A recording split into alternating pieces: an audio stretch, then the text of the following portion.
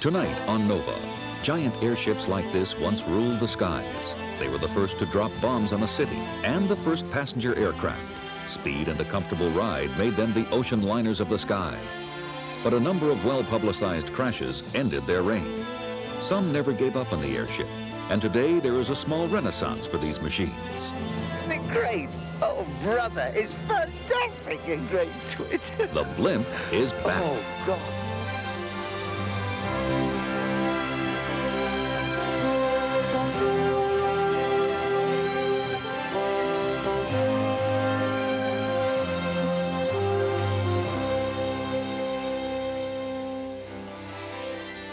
Funding for Nova is provided by the Johnson & Johnson family of companies, supplying healthcare products worldwide. And Lockheed, a bold new force in systems engineering, management, and technology services for defense, space, and industry. Major funding for Nova is provided by the financial support of viewers like you.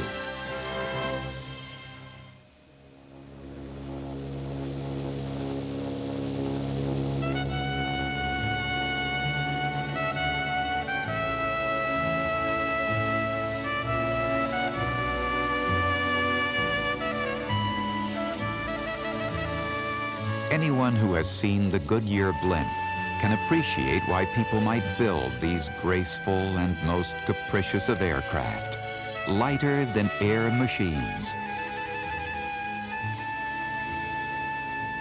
This familiar craft, small as airships go, is but a relic of the giant dirigibles that once dominated the skies.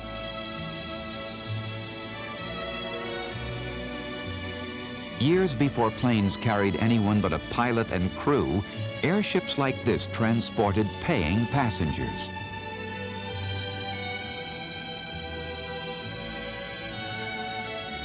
By the late 1920s, airships were more comfortable and faster than steamships. But their vast size made them hard to handle, and accidents were all too frequent. For many, the crash of the Hindenburg in 1937 confirmed that something was fundamentally wrong with them, and enthusiasm waned. Today, more than 50 years later, interest in these most romantic of flying machines appears to be growing again.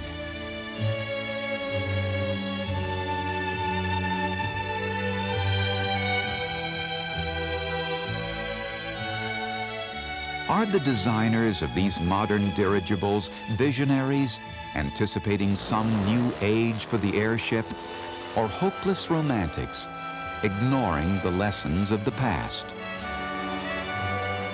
With lighter than air, it seems that the dream never dies.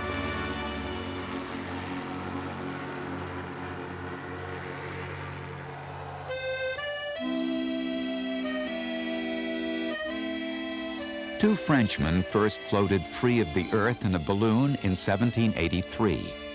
But for more than 100 years, these balloons flew at the whim of the wind.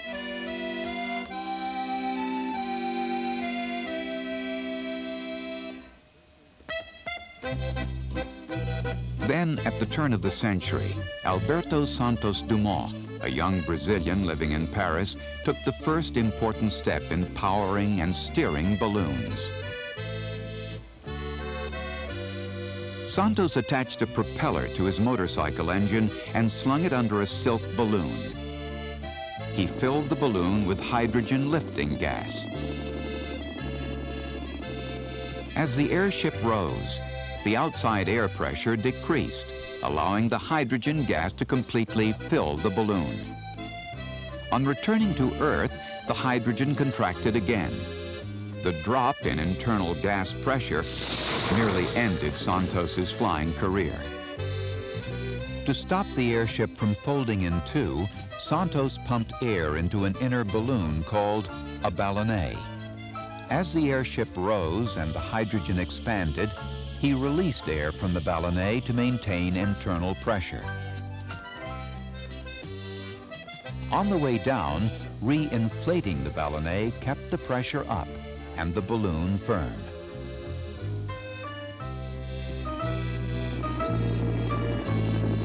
Although Santos built the first true dirigible, literally a steerable balloon, he saw no commercial future for his tiny one-person airships.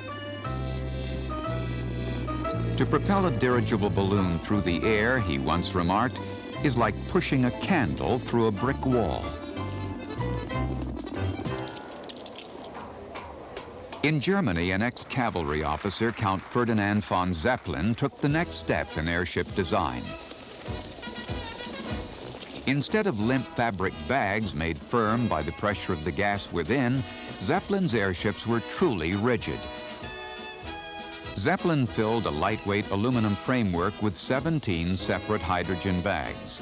The skeleton was then covered with canvas to create a streamlined hull. Hydrogen-filled airships controlled their buoyancy by carrying water ballast.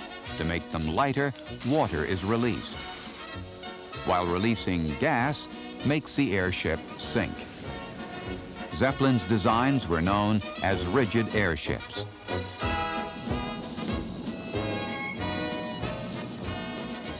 The first Zeppelin flew on July 2nd, 1900. The city block-long rigid airship was initially so overweight and underpowered that it could barely carry the Count and 3 assistants at 8 miles an hour. But the Count refused to give up his dream. He began building Zeppelins to take passengers on sightseeing excursions. The Count became a national hero.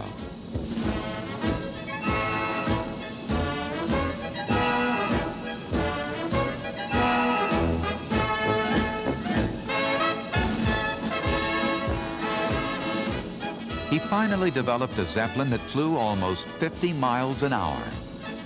The German War Ministry was impressed. The aging Count was overjoyed. Instead of passengers, Zeppelins would now carry bombs. Early in 1915, Germany began the first campaign to bomb a nation into submission, and Britain was the target. Although property damage was only scattered, the psychological impact of the raids was devastating.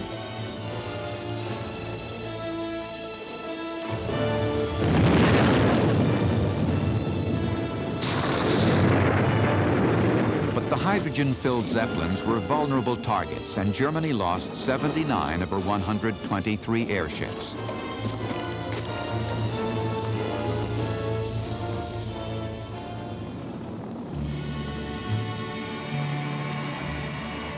After the war, the U.S. Navy ordered an airship from the Zeppelin Company.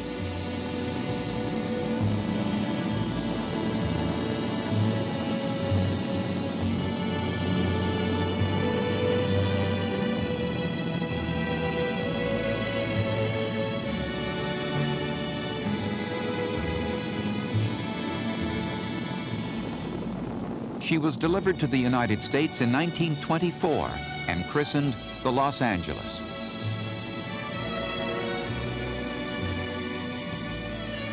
One of her officers was George Watson. And it was built, we always understood from the Germans, with loving hands, because they felt this might be their last airship and it was going to be the best one ever built. And those of us who flew on the Los Angeles quite agreed with them. It was the best one they ever built. It was a wonderful ship, and everything about it was good. And I think it is true that they put a lot of their emotions and their skill into building little L.A. So she had life, and one of the few airships that died in bed.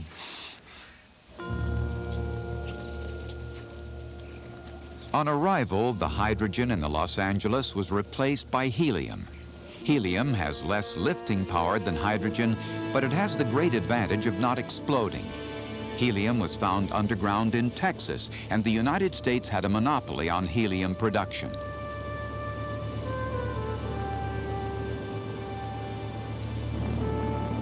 The Los Angeles gave the Navy a chance to experiment.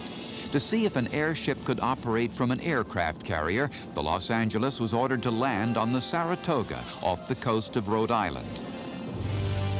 And as they brought us down on the carrier, why, we discovered the carrier deck was rising and falling some 20 or 30 feet.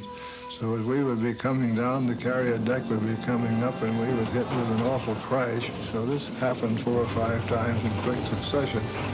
And we were battering the bottom out of the control car there. Rosendahl let go about 2,000 pounds of water ballast right on the Saratoga ground crew, and this made us pretty highly unwelcome to ever come back again.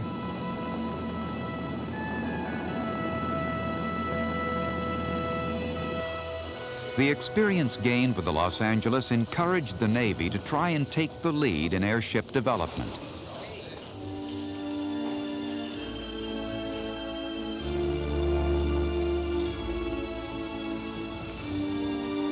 The Navy contracted the Goodyear Tire and Rubber Company of Akron, Ohio, to build 2 state-of-the-art airships, the Akron and the Macon.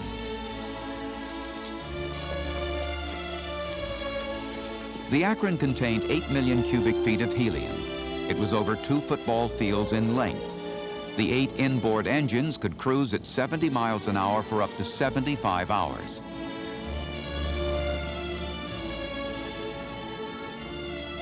To compensate for weight lost from burning off fuel, water was recovered from the engine exhausts. In 1931, there were great expectations for the new airships. At that time, you have to remember that the Navy badly needed some surveillance for the really broad ocean areas. The carriers were not ready yet to provide this. They just sort of started off. The seaplanes didn't have the legs to do it with. It was really a device that was badly needed.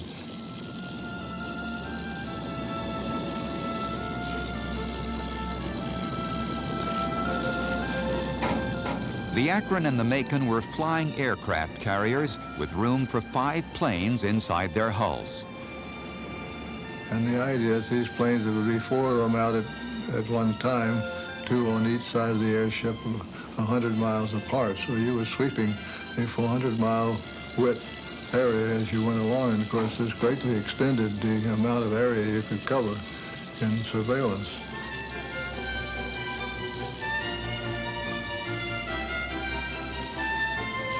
But the Akron seemed ill-fated.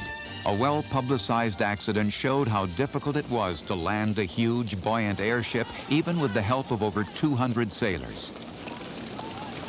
In 1932, while she was attempting to moor, a gust of wind swept her skyward so suddenly that 3 men of her ground crew were pulled high into the air.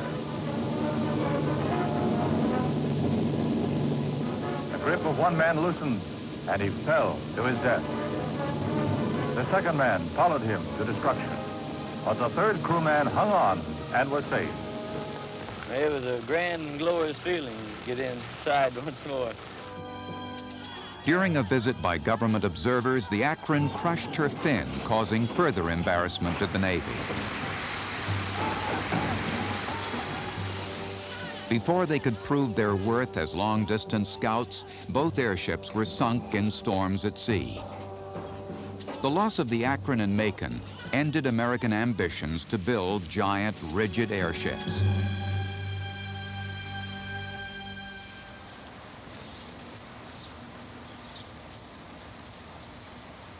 Back in Germany, the Zeppelin Company was enjoying great success with its passenger-carrying airship, the Graf Zeppelin.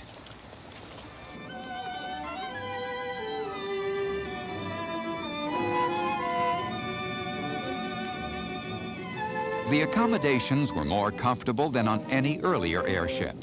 There were 10 staterooms for 20 passengers, all with windows that could open on a world just a few hundred feet below.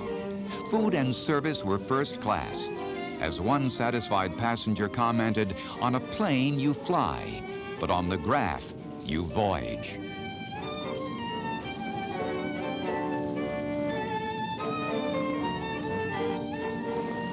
The Graf offered the first transatlantic flights to New York and Rio. The driving force behind the Zeppelin Company was Hugo Echner. We had a wonderful flight in a rocker time of about 50 hours from coast to coast. That is nearly half the time the fastest steamers need. I admit we had to make the flight under very favorable weather conditions, but I am convinced under all weather conditions, even on the most unfavorable, we will be able to make the flight in all regularity and safety. Thank you. By 1935, Echner's plans to build the world's largest and most luxurious commercial airship were nearing completion.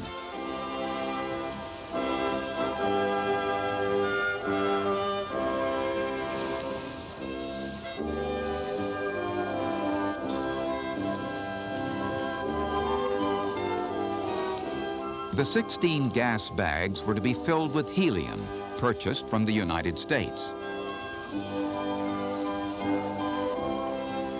But huge construction costs forced the Zeppelin company to forfeit control to the German government. The United States, fearing that the Nazis would use the new airship for military purposes, refused to export any helium. So the Hindenburg was filled with hydrogen. The first flight of the 1937 flying season offered 50 passengers the fastest and most comfortable means of crossing the Atlantic.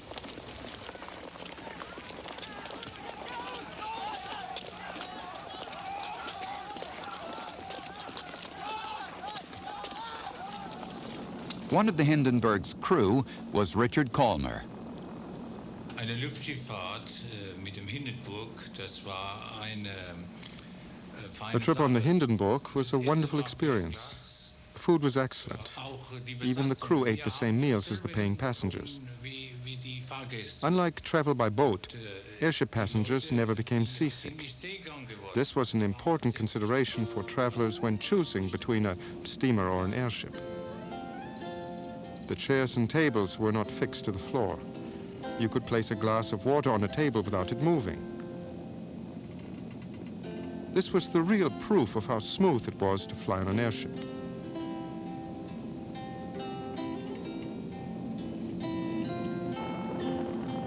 A large crowd had assembled in Lakehurst, New Jersey to greet the Hindenburg's arrival on May 6, 1937. There were news cameramen. Radio reporter Herb Morrison was covering the event live.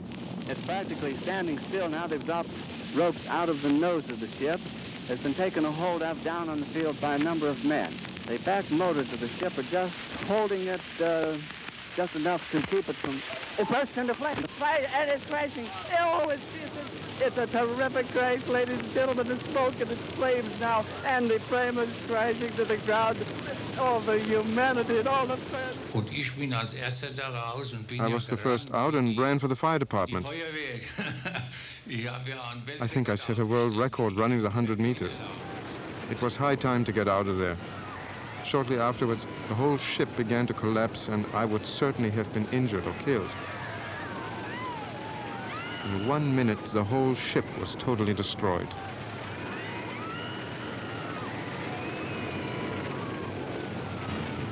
It was never discovered what caused the hydrogen to explode. Amazingly, only 35 of the 97 people on board were killed, the only passenger losses that ever occurred on a Zeppelin. But these newsreel images shown around the world spelled the end of the giant passenger-carrying airship. It's the greatest of miracles that anyone came out of the disaster alive.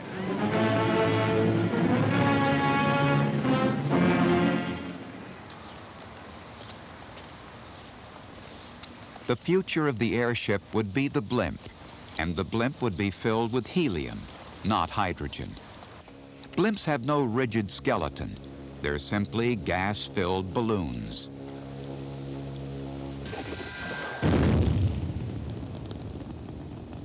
In 1940, when Hitler's U-boats started torpedoing merchant ships off America's east coast, U.S. Navy blimps came to the rescue.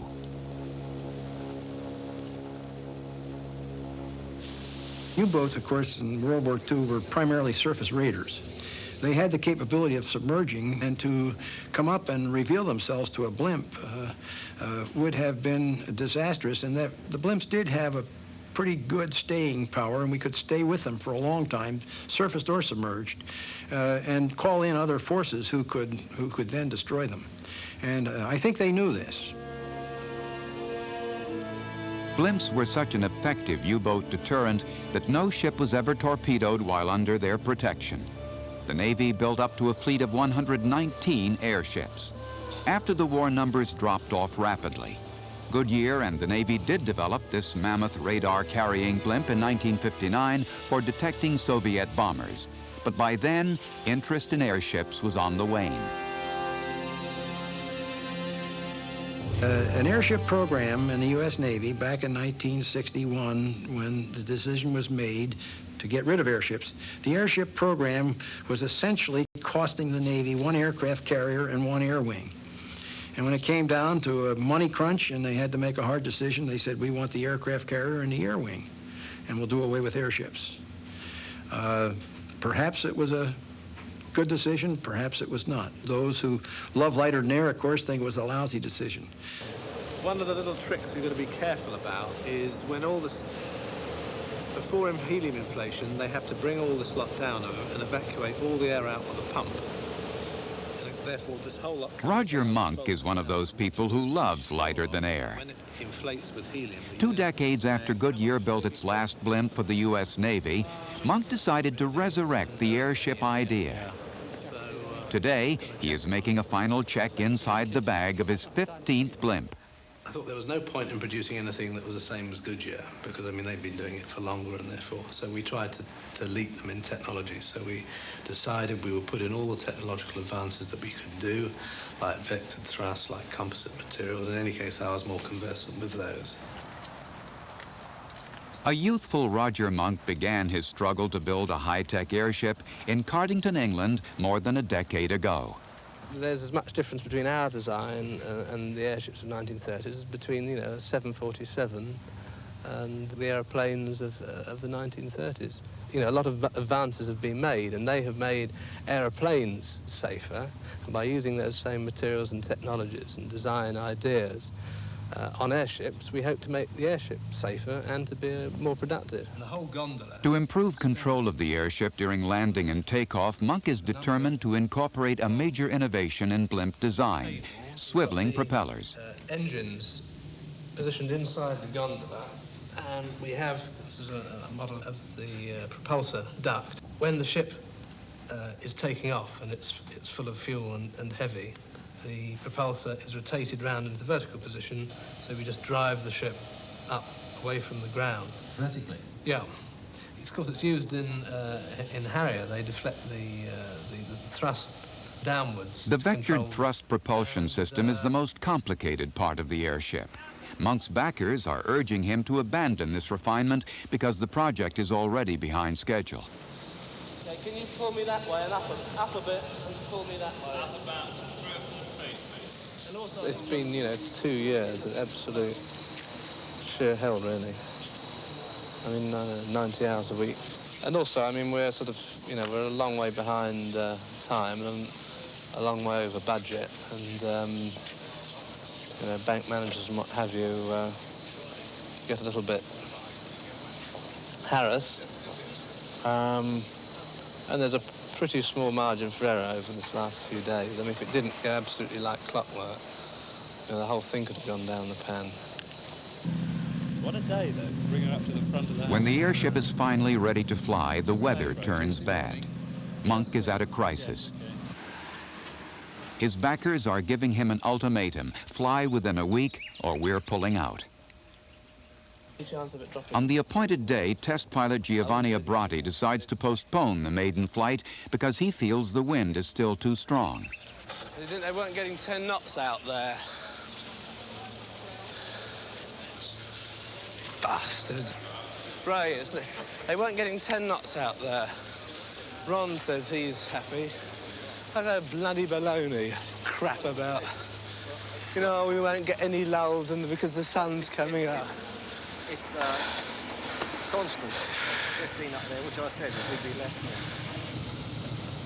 Let's get Jim. Can you know, it's going out in any case, whatever. I'll take responsibility for the bloody thing.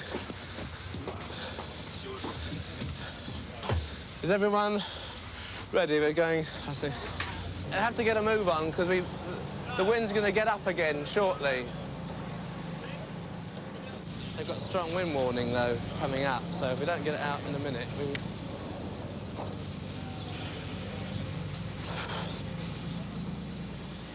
Get it out there, up to the... Let's move it, otherwise we'll miss the next bloody lull. Oh, God, I mean, we could have gone at 8. He said, oh, well, it won't drop down. Of course, it did do for half an hour. Now it's picked up again. You've got to be on there and ready to go. Don't be too pedantic about it, Giovanni. Through! Now the sun is setting. If we don't move now, we're never going to do it. We have to hurry, yeah? OK. Slack the line! Slack the line! Hands off!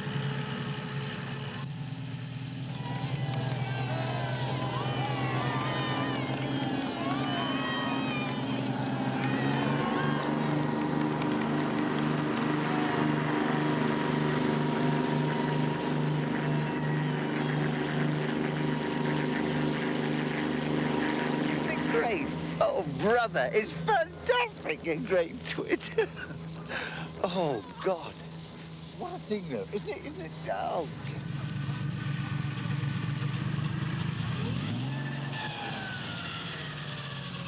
After a successful 20-minute flight, Monk is ecstatic. How was that for a takeoff? Bloody marvellous. Incredible. How did it feel? A bit hairy towards the end. The landing was a bit... If we hadn't had that vector thrust, did you see it cut? We were coming down like a, well, bloody train. Like a stone. Proves the point, though, Did you say this was the vector?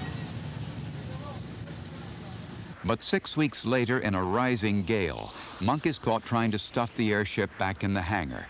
It's a casebook disaster.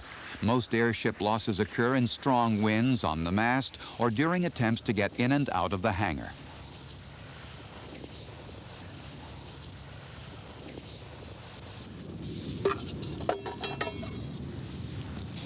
Well, some silly sod somewhere, I suppose, they're going to have to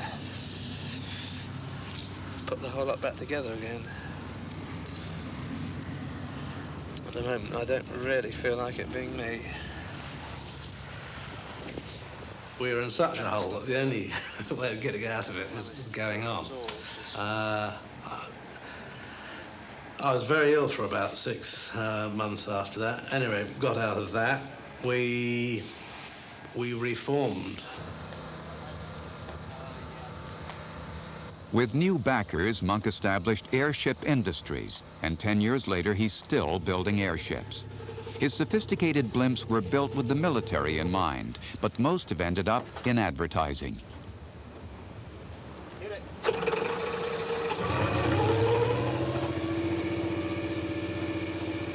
Monk's blimps are expensive. This one sells for $5.5 million, or it can be leased for $3.6 million a year. So far, sales and leases for advertising have not made a profit for Airship Industries. Monk always believed the right role for his blimps was surveillance, but only the Japanese and Korean police have bought them. In July of 1989, the Paris police were concerned about 2 major events that were to take place simultaneously in the city: the 200th anniversary of the French Revolution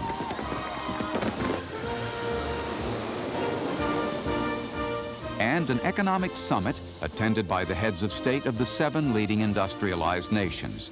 The Paris police mounted a huge security operation under the all-seeing eye of one of Monk's blimps. The blimp was equipped with a powerful camera that could identify a person at over a mile. And there was an infrared camera for guarding Paris airspace at night.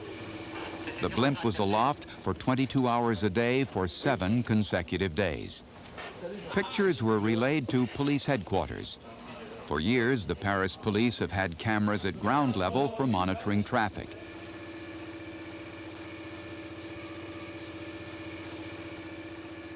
A blimp was the ideal vehicle to give them an additional bird's-eye view of the city. Chief of Security, Raymond de Mathias. Oui, nous avons, comme toutes les polices du monde, à notre disposition des hélicoptères. We have helicopters, like police everywhere in the world, but for this security operation, they were not an appropriate choice. Helicopters are very noisy, and Parisians are very sensitive about aircraft noise, which is why no planes are allowed to fly over Paris. We were pleasantly surprised that Parisians immediately adopted the blimp, which they nicknamed the Whale.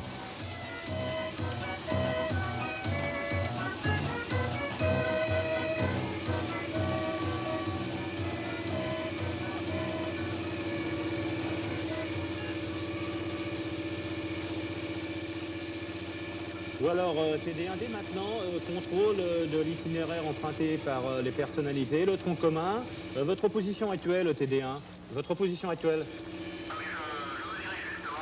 The blimp trailed President Bush as he traveled across the city, allowing the police to anticipate any potential problems en route to his meeting at the Louvre. Attente. Bon, TD1, DTNZ1, TD1. Bon, TD1, arrivée de la personnalité à la pyramide, RAS, excellente progression. Bon, alors TD1, dès maintenant, vous assurez l'itinéraire retour de la personnalité depuis le point de départ en direction de la résidence. Dans quelques instants, vous nous faites ça? The Paris surveillance operation was a success, but it did not lead to a sale. Monk is hoping that a contract with the U.S. Navy to build a much larger blimp will improve the company's prospects. The Navy is interested in a blimp that could help protect its fleet from the kind of missile attack that damaged the Stark in the Persian Gulf. Radar on board only gives the commander a few seconds to shoot down incoming missiles. To gain more warning of an attack, the Navy uses planes or helicopters to carry radar aloft. But keeping them constantly in the air is very costly.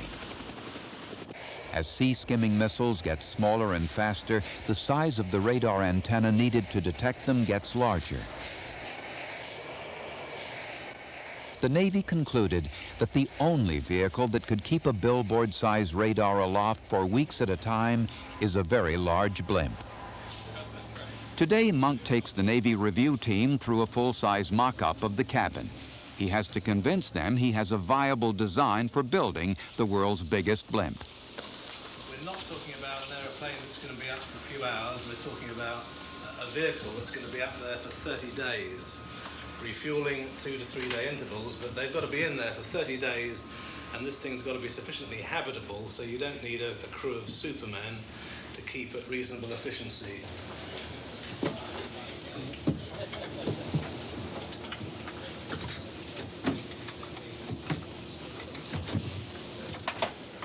What we find is, in the light of an air game, that people find it incredibly difficult to visualize airships. They instantly imagine sort of wicker baskets and sort of canvas envelopes creaking across the sky. And you basically have to do this to make people realize that it is an advanced technology product and just as capable as any other airplane. Yeah, I think we could get away with pulling these down even a little bit more. I'm not sure what would happen with the computer panel here. I think the one thing that we do have is massive sticking power and a massive determination to make it work, and I think the Navy actually recognised that. And we're just going to keep pounding away until we get this thing into the air. But Monk's going to need all his determination, because in an old wartime airship hangar in Tillamook, Oregon, a contender is putting the final touches to his new blimp. It's taken 2.5 years to get to the point of having a production version airship. An airship that somebody wants to buy, that we've built, the FAA wants to certify it, and we've got it here finally inflated. It's kind of a birthing process after all this time.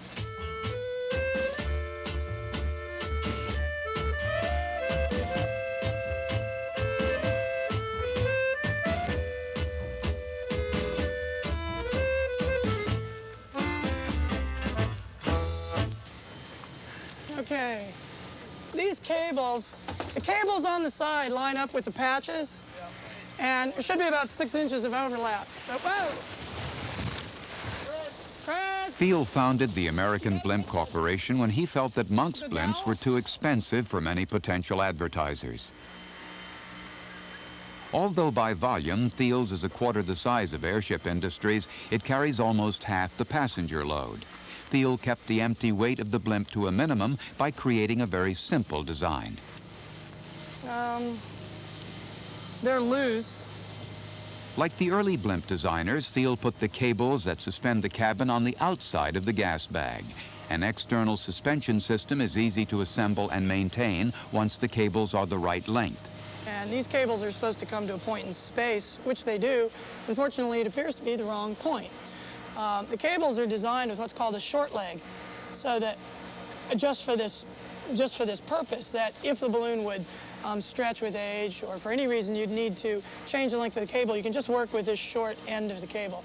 So what we're trying to determine now is if we actually have the parts with us to make up new short legs at the moment. And I guess the answer is yes. Thiel's most important innovation is the design of the envelope. Conventional fabric has to combine both strength and impermeability to gas. Thiel uses two bags. The transparent material on the right contains the helium, while the outer red fabric is the weight-bearing hull. The result is a very lightweight, translucent envelope.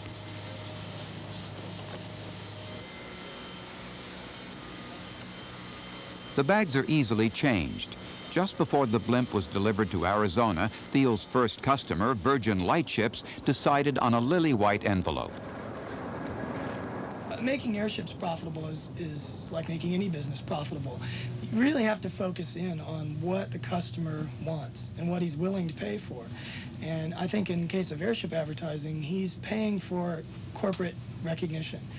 And he doesn't want an overly big airship. He's not impressed with all the details of performance that as designers we get so enamored with. He needs a Mack truck of a blimp to be there reliably doing what he wants, and that's what we've tried to do here. The A-60 lightship will sell for about $1.25 million, about 1/4 the cost of Roger Monk's airship. Operating it will cost around $100,000 a month. We're getting ready for the first flight of our A-60 after reinflation with the new envelope. Yeah, there's always a few butterflies the very first flight of a new aircraft, you bet.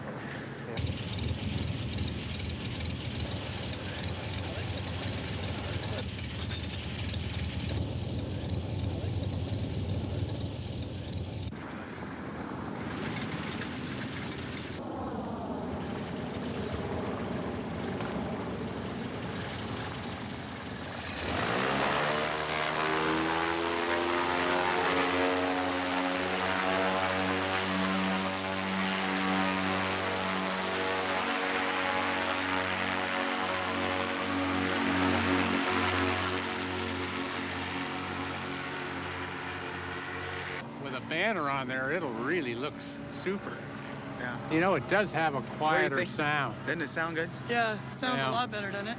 But the best part about it is it really has some kick when you, for acceleration. Dick Whitcomb is an ex-Navy and Goodyear blimp pilot who was Thiel's mentor throughout the development of the lightship.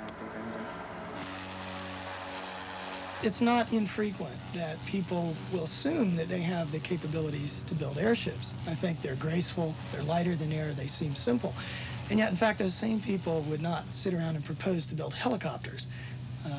And I'm not sure what it is about airships that makes people feel qualified at the drop of a hat to be experts.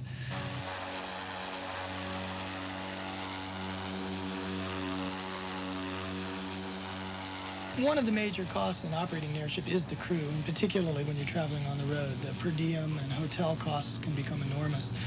Conventional airships operate with crews between 20 and 25. What we've tried to do with the lightship is minimize the amount of crew, and we've done that partially by minimizing the size, but also by trying to make the maintenance as simple as possible and to make it as field-ready as possible.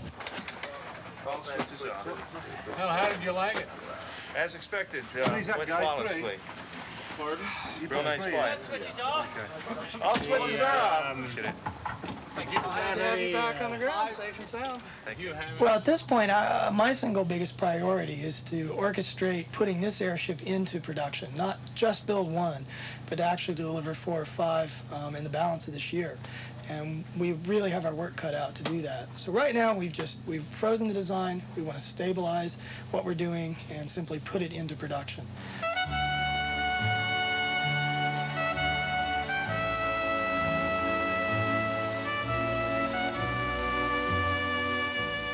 There literally was a day during the walk on the beach that the idea just hit.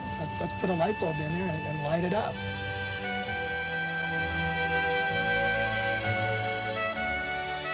Before Thiel can finalize any sales, he has to get his design approved by the Federal Aviation Administration, a long and expensive task that has dashed the dreams of many fledgling airship entrepreneurs.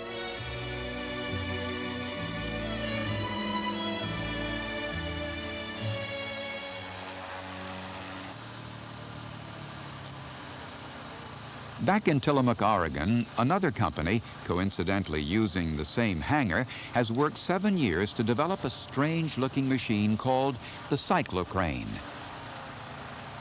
The cyclocrane is designed to transport heavy loads.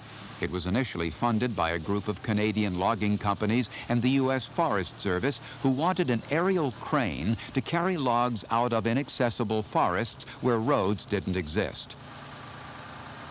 The designers claim that the cyclocrane will eventually carry twice the load of a helicopter at a quarter of the cost. Flies just like a helicopter, and it's very easy to fly. An old man like me could fly it because it reacts very slow, but it's extremely stable. Flies very well.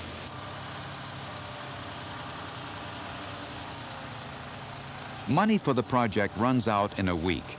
In an effort to keep the cyclocrane alive, the company has invited potential buyers from the Navy, World Bank, and the Canadian government to witness today's flight.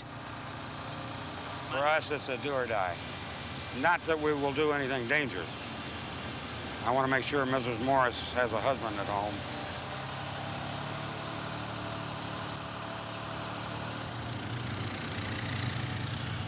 Nah, she looks good. As soon as that cab gets hooked up, we'll go. J.J. Morris's precarious-looking perch for flying the cyclocrane is the modified helicopter cab sitting on top of the tractor.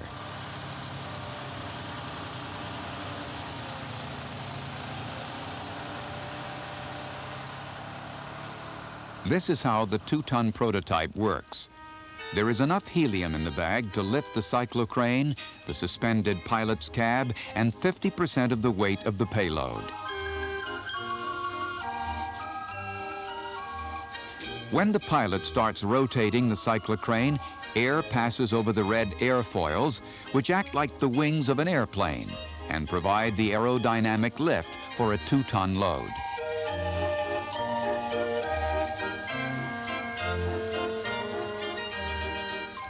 When the payload is dropped, the helium immediately lifts the cyclocrane skywards. The pilot then adjusts the red wings to fly downwards against the lift of the helium. Today, as the cyclocrane prepares for the test flight, a suspension cable chafes against the nose assembly, Tell them to get the APU plug. causing an electrical fire. This is yet another incident in a whole series of problems that have been brought on by the rush to get the cyclocrane flying before funding runs out next week. Well, I just want an electrician to look at it first, and then we'll make a decision what to do. We'll probably have to fix it and roll tomorrow. I wouldn't want you to fly it the way it is. Oh, no. It takes the rest of the day to repair the damage. Next morning's pre-flight check uncovers a bug in the flight control system. Takeoff is postponed until the afternoon, by which time most of the VIPs will have left. Okay, we'll inspect first.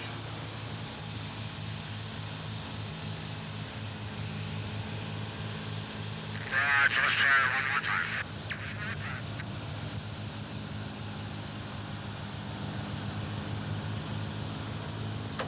In the afternoon, the cyclocrane is back on the runway, ready for its first flight in almost 5 years. As JJ attempts to ease the cyclocrane off the tractor, it's clear that something is seriously wrong.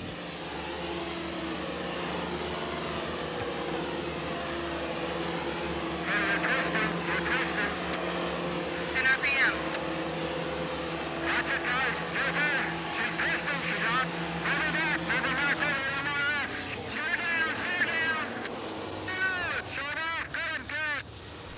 All right, calm down. She's coming back up. Calm down. It appears that yesterday's fire did more damage to the flight control system than was previously thought. Shut everything down right there, and she came right on by. Well, that saved her because she was Yeah. heading for disaster. Oh, yeah, yeah. And that's the beauty of this beast is you can get It's out. the absolute beauty of the beast. Back here, he agreed with negative blade, but he couldn't see anything else. This is the cyclocrane in 1984 when it made several successful flights. In the air, its ingenious design gives the cyclocrane helicopter-like maneuverability. But just how feasible it would be to operate and maintain in an inaccessible logging location is far from clear.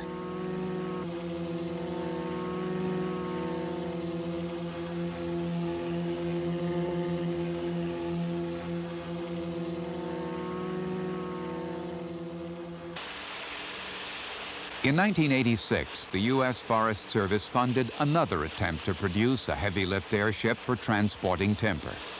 The Helestat, designed by helicopter designer Frank Piasecki. Piasecki attached 4 surplus helicopters to a surplus Navy blimp envelope. The helium provides the lift to get the weight of the Helestat itself off the ground, while the helicopter rotors lift a 25-ton payload.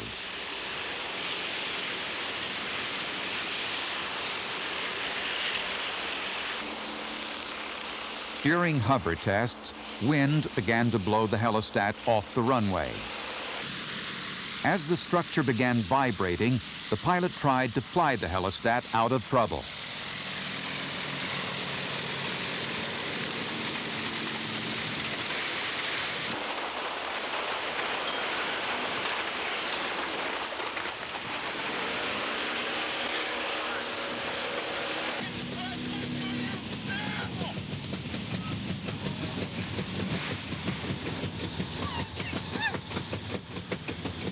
One of the 4 pilots was killed, and work on this marriage of helicopter and blimp was not continued. But the idea of an airship as an aerial crane is not dead. Adrian, c'est bon ça? You see the flower? Around there is a great tree. Here in French Guiana, another attempt to use an airship as an aerial crane is about to start. The world's biggest hot air dirigible was built by a British company, Thunder & Colt. The large volume is needed to lift this 1-ton raft that will allow a French-led team of biologists to work on the very tops of the trees. The buoyancy of a hot air dirigible is adjusted by turning on the burner inside the airbag. More heat gives more lift. No ballast is used.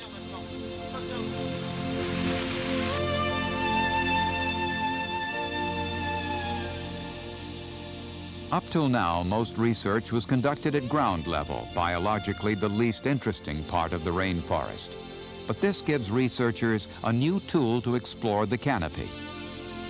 Given its maneuverability, it can choose exactly the site on which to deposit the raft. If necessary, it could return to that same site a month later, a year later, even 5 years later, to give a continuity of scientific data.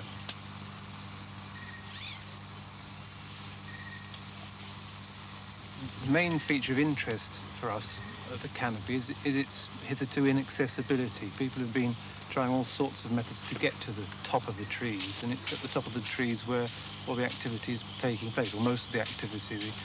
It's flowering, fruiting, that's where all the leaves are, the insect life, the animal life is mostly confined to the tops of the canopy.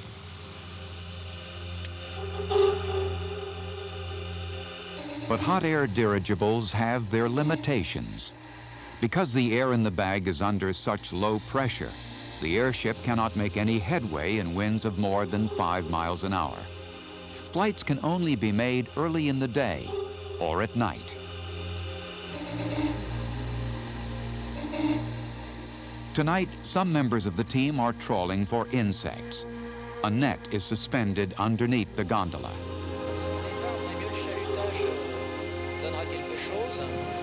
On a trop de relief pour être trop près. Surtout dans ce coin-là où il y a 3 montagnes. Là. Oh! On descend là. Alors là c'est l'événement, c'est le premier insecte capturé depuis la nacelle. Là, la brume, c'est un petit. Oh, le chalut va toucher là.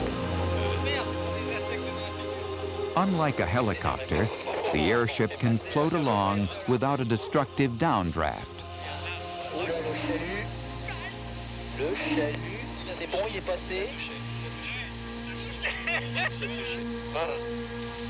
Qu'est-ce que c'est? Qu'est-ce que c'est? Oh, on est bien. During the night, the raft has slipped, but the team decides to continue working.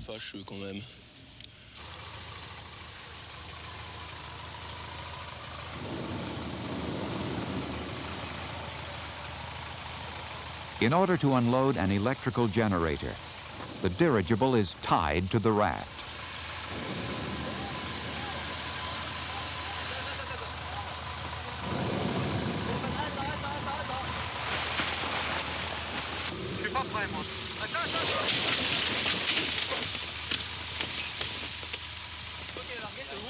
The additional weight causes the raft to fold in two.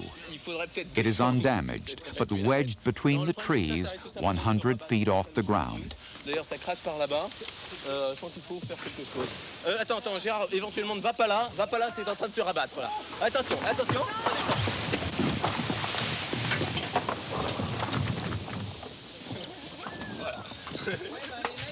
Ça tourne encore, j'y vais. Bougez pas trop, là. Attention, la caméra, là. The success of the expedition depends on the airship's ability to extract the raft. But will the dirigible have enough lift? This will be its first real test. The rescue is postponed until early the following morning.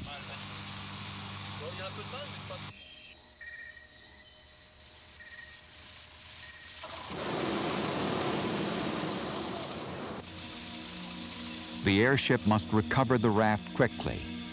As the tropical sun warms the ambient air, the difference in temperature between the air inside and outside the bag is reduced. And as the temperature difference is reduced, so is the airship's ability to lift the raft.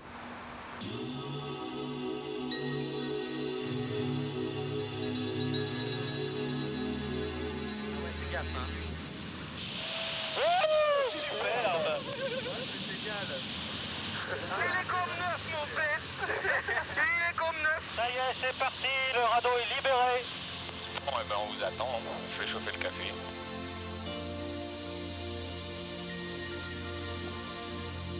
I would have thought it had a great future, I really do. I mean, it's the best way by far so far to get to the tops of the trees.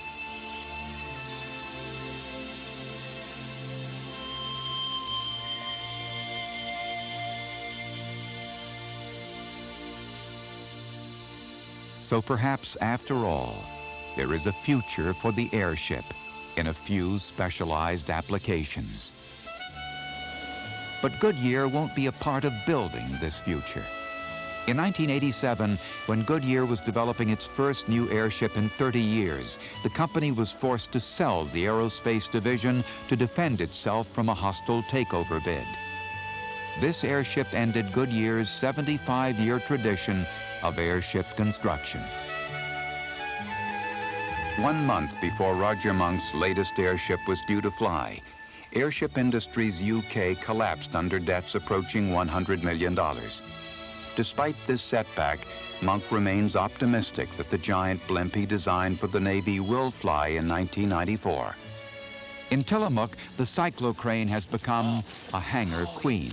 Amazing. That's unbelievable. But all may not be lost. a major amusement park operator is looking at the cyclocrane as an aerial attraction. Of all of the recent efforts to revive interest in airships, Jim Thiel's appears most likely to succeed commercially. His design was finally certified by the FAA, and Thiel has now sold several airships for advertising. But the best hope for the airship is the enthusiasm that it generates in its supporters, who continue to create these wonderful machines that are lighter than air.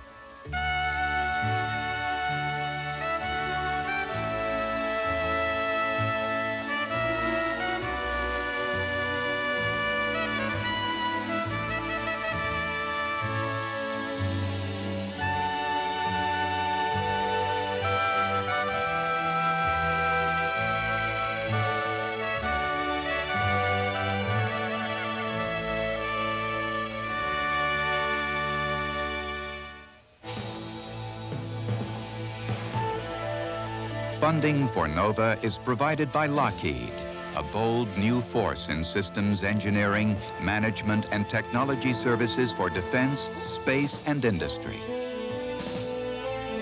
And the Johnson & Johnson family of companies, supplying healthcare products worldwide. Major funding for NOVA is provided by the financial support of viewers like you. For a transcript of this program, send $5 to this address or call 212-227-READ.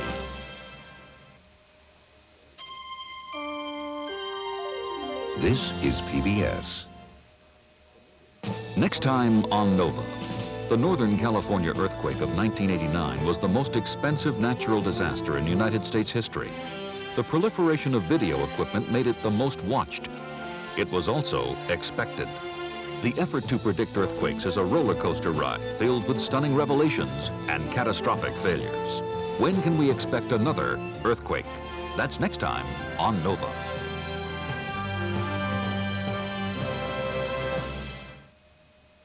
For information on obtaining a home video of the program you just watched or others in the NOVA Home Video Library, please call 1-800-523-5503.